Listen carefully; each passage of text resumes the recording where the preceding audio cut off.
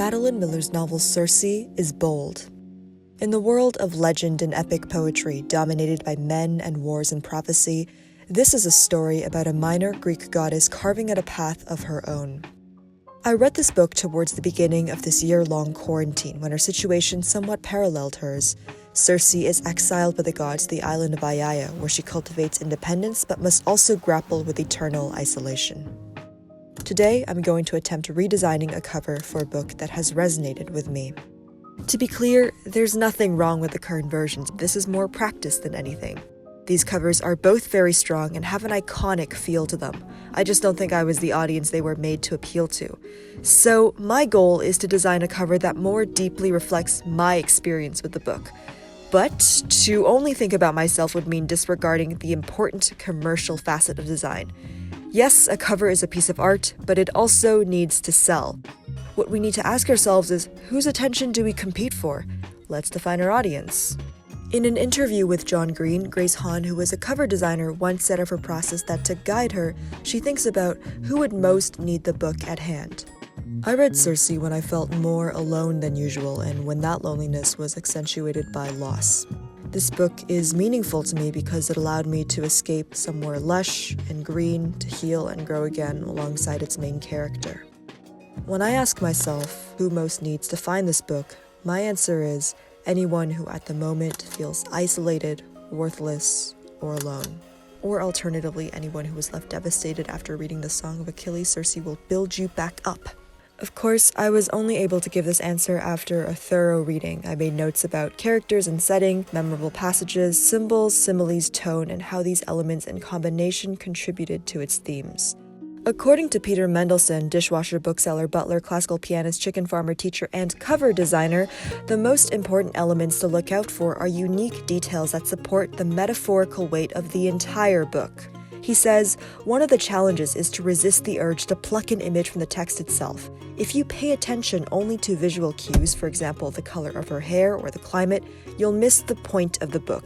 And almost never are those kinds of details the point of the book. One of the metaphors I highlighted was the conch shell. Early on, Circe is asked by her brother Hades, "How does your divinity feel?" And after some thought, she says, "A conch with nothing inside. Air." The gods themselves are beautiful and indestructible, but also vain and prideful and empty. For much of her early days, Circe lives passively with this emptiness. Her conflict with immortality is prominent. As she says, "I thought once that gods are the opposite of death, but I see now they are more dead than anything, for they are unchanging and can hold nothing in their hands." However, the conch only appears once. It doesn't capture the essence of the novel. Although it's a symbol for immortality and the perils it causes, it does nothing to show Circe's personal growth, her unique ability to change, which separates her from the other gods. Let's scratch the conch, I've got something else on my mind. What I keep going back to is the forest. Listen to some of the prose. It was old growth, gnarled with oaks and lindens and olive groves, shot through with spearing cypress. That's where the green scent came from, drifting up the grassy hillside. The trees shook themselves thickly in the sea winds, and birds darted through the shadows. Even now, I can remember the wonder I felt.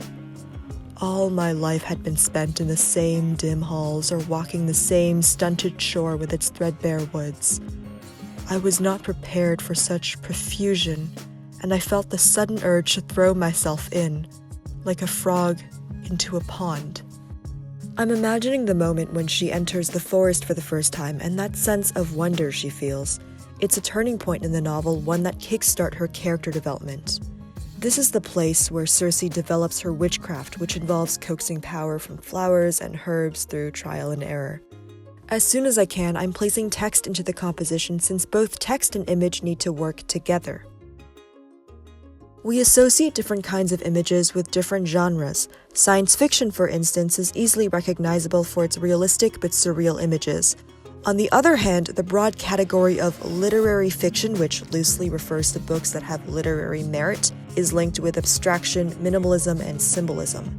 Circe is a little difficult to classify. It has elements of multiple genres in addition to having literary merit. I would like to appeal to readers who consume both genre and literary fiction, so I'm going to illustrate adventure, but keep the illustration abstract.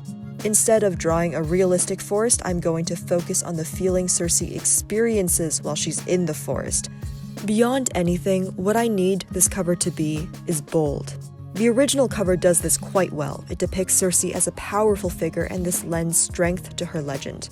My challenge will be to both represent Miller's gentle prose and the boldness of the narrative. I'm using sweeping, curved shapes to represent the former, and my character's pose to represent the latter. She's standing straight against the sweeping diagonals of the background, holding her ground. The colors I'm using vary between shades of purple and blue. Blue for the grief that stems from exile, watching loved ones come and go, and purple for the magic.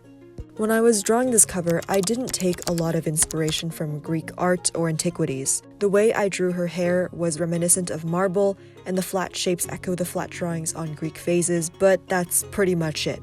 The reason why I didn't spend too much time thinking about this was because I didn't want to feel confined to a certain style. Circe is a name we recognize and one we already associate with mythology. I don't know if there would be much merit drawing what people expect to see. Here's something to think about. Juxtaposition makes us think. The disconnect between images makes us consider how they are connected. They make statements and stick in our heads. I wouldn't say my cover is completely unexpected, but it's done in a modern, more feminine style that we typically don't see paired with Greek mythology. In a way, what I'm trying to do is subvert the audience's expectations because the book itself is subversive. Circe originally appears in Homer's The Odyssey. In most translations, she only appears for a couple of pages. We see her through the eyes of Odysseus and his crew. In Miller's novel, it's flipped. This time, it's Odysseus who only appears for a couple chapters while Circe controls the narrative. She has a life beyond him. The last thing I want to talk about as we finish the cover is my depiction of Circe. I have always found it difficult to portray the perfect beauty of gods. I think we all have different perceptions of what divinity looks like. What's more, our standards of beauty shift over time. I believe this is something Miller also recognizes. She never really focuses on literal detail. Instead, she uses similes. Eyes are described as bright as fire, hair like sun on the water. Note how there is the sense of timelessness and transcendence, words that are beautiful but abstract enough to accommodate different visualizations of these higher beings. So I decided to keep things as anonymous as possible. I don't really want to influence how you imagine Circe. I feel like providing a detailed portrait beforehand would dilute the effect of Miller's writing. I did take some creative liberties since she is the daughter of the sun god Helios. Her hair is fire-like. She also appears benevolent, which looks nothing like the typical image of a witch, and the only facial feature I drew in was her mouth, and if you've read the book, you'll know why. So this is my finished cover. However, there is something important I haven't yet considered. When we go to bookstores, it's the cover we see first, but as soon as we pick it up, it's the entire object we interact with. Book designer Chip Kidd often emphasizes this in his work. Take a look at his cover for Haruki Murakami's 1Q84. It consists of 2 layers. They're like puzzle pieces and only form a complete picture when put together. It's a book that is best appreciated when it's in your hands and not on a Kindle.